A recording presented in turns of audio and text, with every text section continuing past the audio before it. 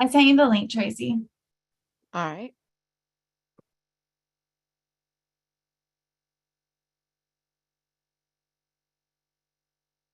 Just came through.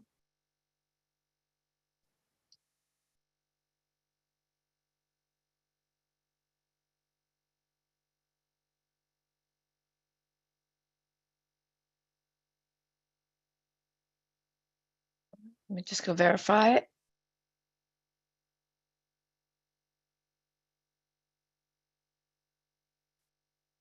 Pull it up. You good to go?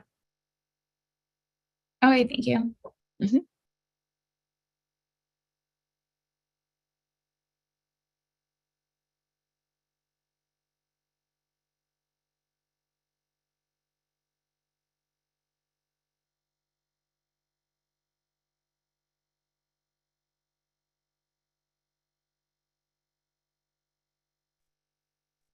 We are now live on YouTube, so if the chairman wants to call the meeting to order, you can.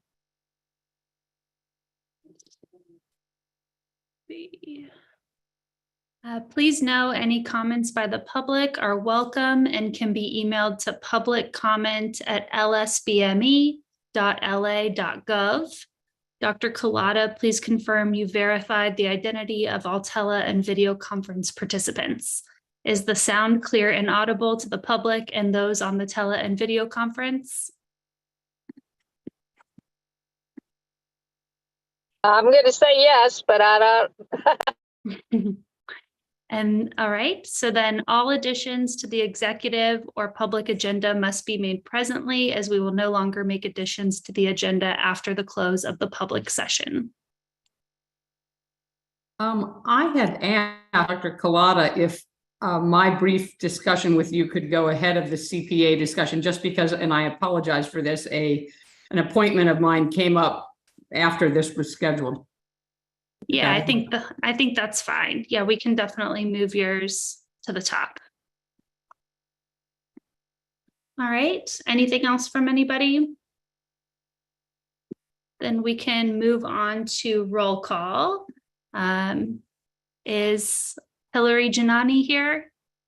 Yes. And Alex D'Angelo? Here. And Nicolette Wolano? And Hannah Meadow? Present. So that's all of us. All right, so we can go ahead and move into our agenda then. So let's start with, I think, confirming whether we have any public comments. You're muted, Dr. Van.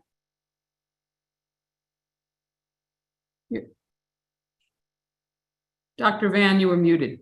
At this time, we have no public comment. Okay, great. And then for the second item, oh, sorry guys, I gotta find it.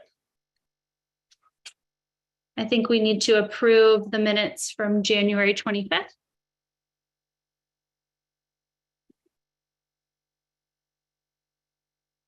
I motion to approve. I'll second. Great. So now we can move into our new business, and we can start with the laws and rules course. Okay, so let me introduce myself to those of you who have not met me. I'm Susie Allen. I run the department, the tiny Department of Research and Education, and for the board.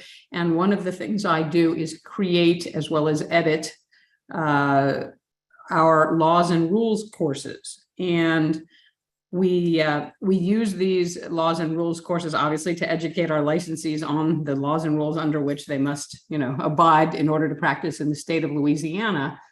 And I know I spoke to you all quite some time ago, but the membership of this advisory committee has changed. So we have a lot of these laws and rules courses, and they, prior to this, some of them have been used as a condition of licensure. For the physicians for many years.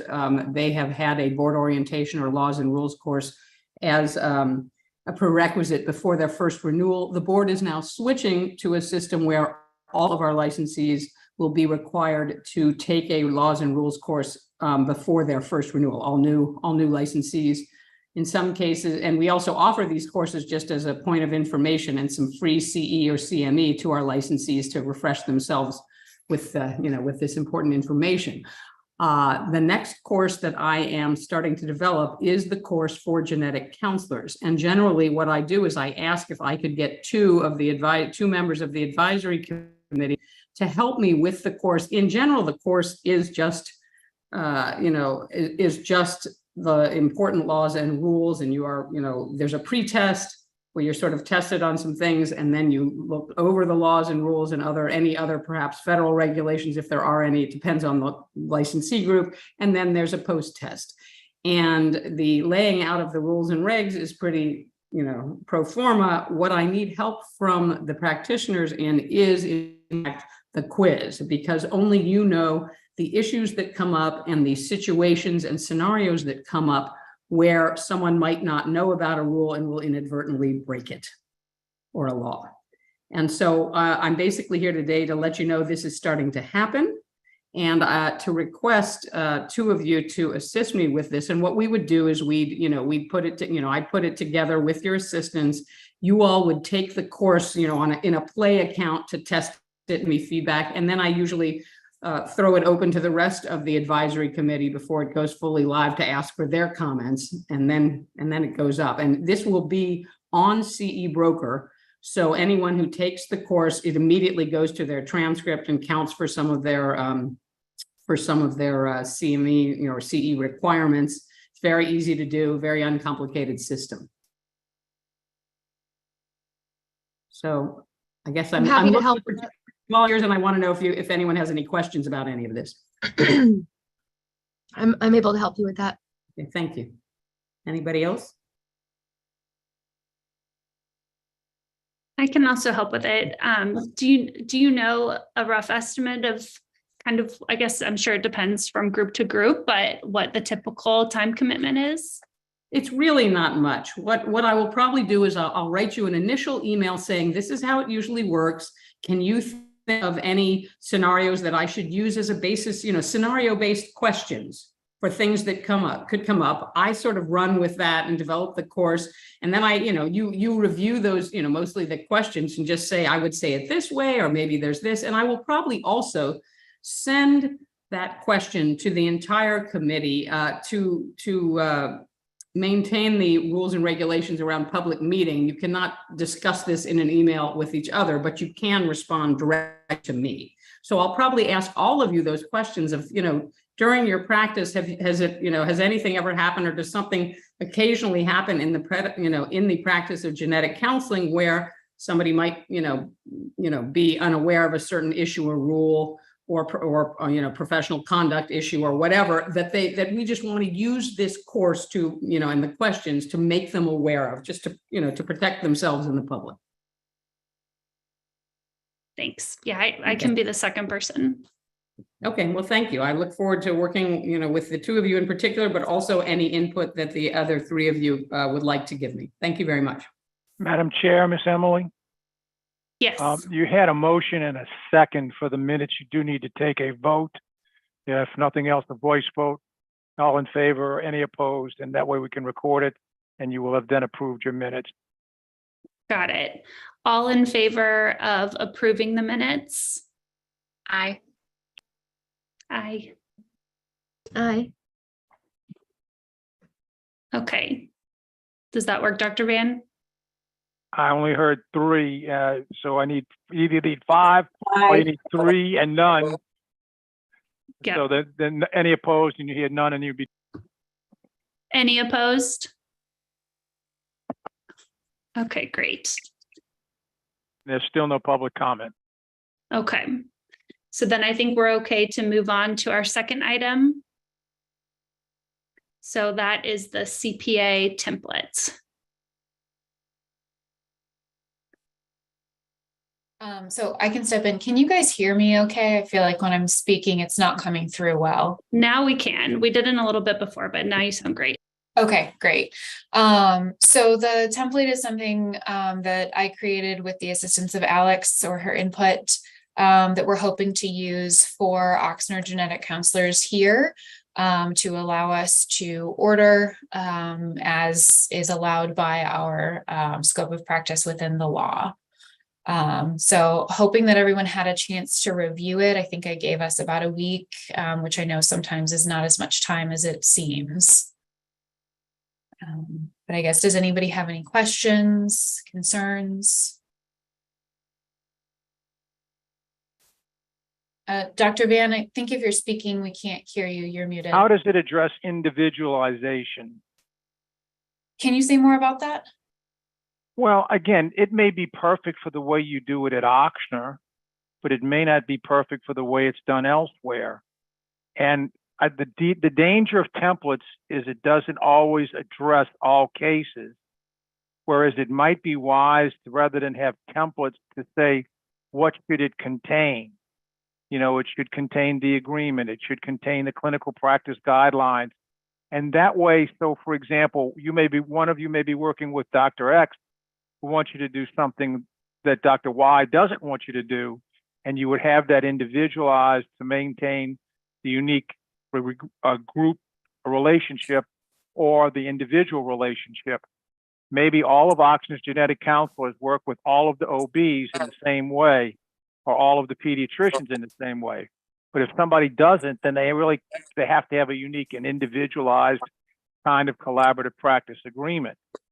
So I would think, and Ms. Pat can comment, she can step on me and say I'm wrong, but it might be better to have the point that should be in every collaborative practice agreement. And then you can certainly use what you have for Ochsner, but if somebody else at a different Ochsner system facility may want to do it differently, is all I'm trying to address. I see what you're saying.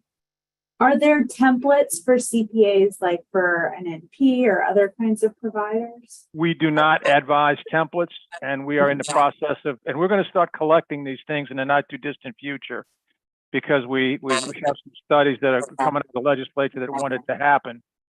So again, I don't think that the template makes it easy. The template may fail to address something. And then when you do that something that's not addressed in the clinical practice guideline that goes along with the collaborative practice agreement, and you get in trouble, both you and the doctor will be in trouble if there's a complaint. And we don't want that to happen to you all. Mm-hmm. So your suggestion is essentially to create a rubric to use on the LSBME website for templates or for agreements. That way everybody can individualize it to what they need for their unique situation. Now yours may be fine and everybody in Ochsner is happy with it, but it may not work at the Ochsner in Shreveport, or it may not work at the Ochsner in Monroe, that kind of thing. Let's see. So I guess maybe, Dr. Mann, what you're talking about is the difference between a sample and a template, whereas the rules could state what elements a collaborative practice agreement has to include, and then Ochsner or anyone else could be willing to share samples of ones that they're currently using that meet those rules. Again, that's fine. We can specify what the collaborative practice agreement should possess. But the key is, I don't think that the board wants to get in the business of pre-approving forms. I think that's not something that the board has done in the past. Right. No, I'm not saying that, but I'm just saying if someone comes up with one and they want to share it among their colleagues, as long as it meets their requirements, then that person doesn't have to reinvent the wheel, the second group. No, I see what you're saying now, Ms. Pat, and yes, I agree wholeheartedly. Somebody can adopt the same one, but it should reflect the uniqueness of their practice and their relationship with their collaborative physician. Yeah, I think at least like having something addressed on the website is going to be helpful, because I know like our institution has been wondering if, no matter what we tell them, wondering if there's like specific things that they need to include, and legal and compliance is wondering, how do we address those concerns if there's nothing specific written on LSBN's website. So Right. that's So this is all yeah. So if the one that you all have been looking at and working on has essential elements, we can distill those into what would be in the reg that says collaborative practice, is a agreement between this person on the one side and this person on the other side, and must include at a minimum the following components or something like that. But you already have your guidebook for that, for the one that you've already done. And to the extent that any of that wouldn't apply across the board to all levels of practice, we can say it also, may, but is not required to include X, Y, Z or something like that. okay. So if we boil it down to, let's say, like 3 to 5 bullet points to have on the website for people to include, like no specific language or anything, who would we give that to be As a added? matter of course, send it to me. Patricia and I will revise it. And if need be, we'll get you all to approve what we come back with, and then we'll post it on the website. Okay. I mean, Nikki, do you and I, do you feel comfortable, like we can just like distill it down to a few bullet points so it could be added, like, please include like these. Yes. Or address these specific things in yours. Yeah. Yeah, I'm happy to work on that with you. I think we can definitely get that done.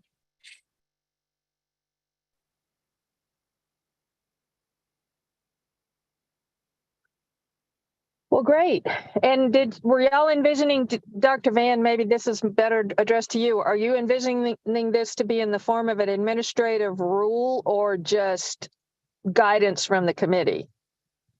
I think at this time, guidance for the committee, because I think that we as an agency are in the midst of an upheaval regarding collaborative practice agreements, supervising agreements, clinical practice guidelines, and we'd like to tune them up on the larger groups before we bring them down to you all. But right now, I think the key is that these should be guidelines at the present time. And if we feel that the rules need to be changed, we'll be coming to you all to ask you to approve a rule change before we do anything. Okay, so we'd just be publicizing, that the Genetic Counselors Advisory Committee has determined that best practices include the use of a collaborative practice agreement, which should include at a minimum X and may, but it's not required to include Y, and that would get the job done, I think. Yes, ma'am. I think that'll do it for them. Okay. Great. Any more comments on this agenda item? And are there any public comments, Dr. Van?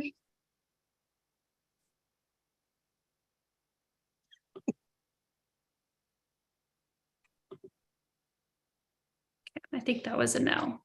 No, ma'am, none at Yeah, I'm this guessing time. Okay, perfect. Well, that concludes our agenda.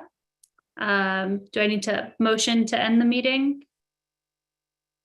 Yes, You you need can a accept a motion motion to adjourn. Motion to adjourn. Second. All in favor? Aye. Aye. Aye. Any opposed? All right. Thank you very much for your time. We appreciate it very much. There'll be some new changes coming around after August that will preclude us from having late meetings, and there'll be more weekday meetings and fewer weekend meetings. But we'll be sending out letters to all of the chairs so they can pass it around to all of the members. Dr. Van, do you expect anything will change with the Zoom meeting capability, or will that still be an option? The Zoom meeting will continue, but let me just get rid of this call. I'll tell her. The Zoom meeting is going to continue, but the new law states that we have to have a presiding officer at an anchor location, and that can be Dr. Van or another executive officer there at Camp Street. So while you all can all attend by Zoom, we do have to have a physical person in the building, and we, except for extraordinary circumstances, don't do that for security and safety and overtime reasons after normal business hours. Got And it. also, Okay. if somebody wanted to attend, we have to be able to securely let them in and let them out and protect them. So Right. that's why we're probably not going to do a lot of stuff after 5 o'clock. It's all going to be weekdays and very few Saturdays and Sundays. That works for us. All right. All Well, thank right. you. Sounds Thank you, good. ladies. Thank you. Appreciate all your help. Bye-bye. Bye. I